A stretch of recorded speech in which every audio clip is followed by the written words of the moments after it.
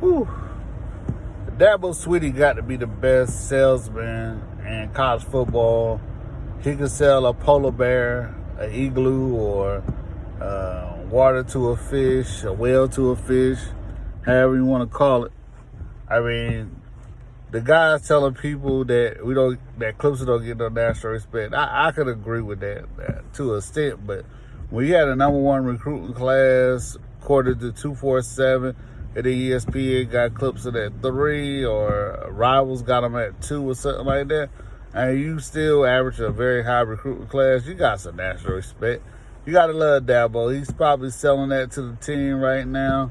We beat the best team. Everybody was calling Ever, so we should be called Ever. And, if we lose to Virginia, we'll drop down to 20. Boy, you got to love Dabo Sweetie, boy. I hate to do this, but I compare what Dabo's doing to Coach K at Duke or Bobby Bowden at Florida State in the 80s. And everybody keeps saying, I'm going to say that he's building a culture. I mean, he is. I mean, this dude was taking 3 or 4-star players and turning them to NFL players. I mean, I made videos that Clemson was getting top players back in the day on defense. And they just wasn't doing good on offense. For him to combine all of that together and have a good offense and a good defense is just amazing. And what he's putting together at Clemson is just amazing.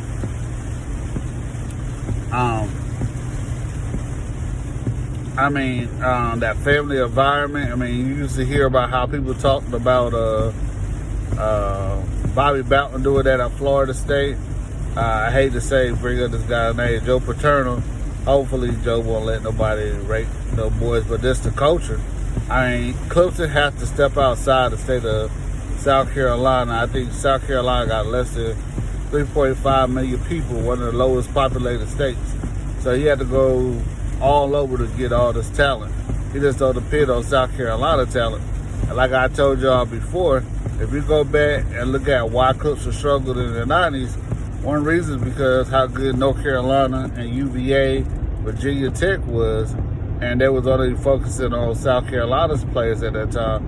And then he went out and started Bowden, and I think Scott was part of it. The offense, he used to be the head coach at South Carolina back in the day. They started going down to Florida area, bringing up players.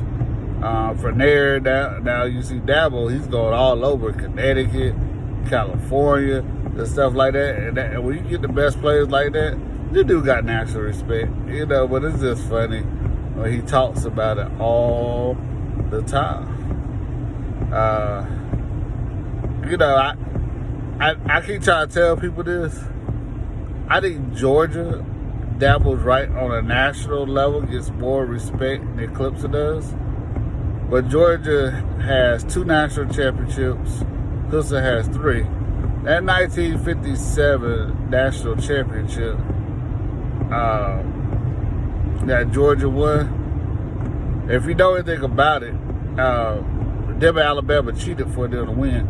If you ever notice, Alabama and Georgia didn't play for a long time because they were rigging games. Nobody talks about that in history, but but Clemson has a better program. Yeah, Georgia Tech has more national championships than Georgia do. But, the perception is that Georgia's a big national program. They have some great NFL players. AC Green played with the Bengals. They had Matthew Stafford. They always have some good running backs. They had Todd Gurley, Herschel Walker, Tim Worthy, I believe, played there too. So Georgia has always been a power, but they haven't really done. I always had talent, but they ain't really done nothing with that talent like Clemson has. What's this? 28 in a row for Clemson, or 27? Going up against Virginia, we're making 28. Then they're blessed enough to win. Can't take nothing for granted, especially when you got a quarterback like Perkins. And he just takes off and runs for 67 yards, a touchdown. I don't think Dabo belongs at a big program like Alabama or Ohio State. I think he does good at Clemson. A small program that lets him be Dabo.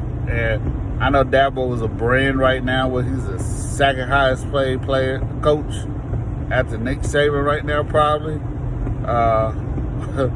And he deserves every penny of that. I mean, he's put Clemson on a map that for the next 4 years, you don't see Clemson coming off because how good this next recruiting class was. Trevor Lawrence recruiting class. This past year recruiting class to me wasn't that good. I haven't seen a lot out of Booth outside of him punching the Louisville player. But, the class with KJ Henry and Beasley and I can't remember who all was on that recruiting class, but that recruiting class is a beast. I mean, they haven't shined yet. I know Xavier Thomas was hurt, but I can't wait to see what Xavier Thomas, how he develops next year if he decides to go to pro. But, I mean, Clemson gone places. 2 national championships in the last 3 years. They said all the teams that do that was Nebraska, maybe. But that's just amazing. So we're gonna see what Clemson does next year. Y'all have a good day, and it's raining hard out here. Ooh.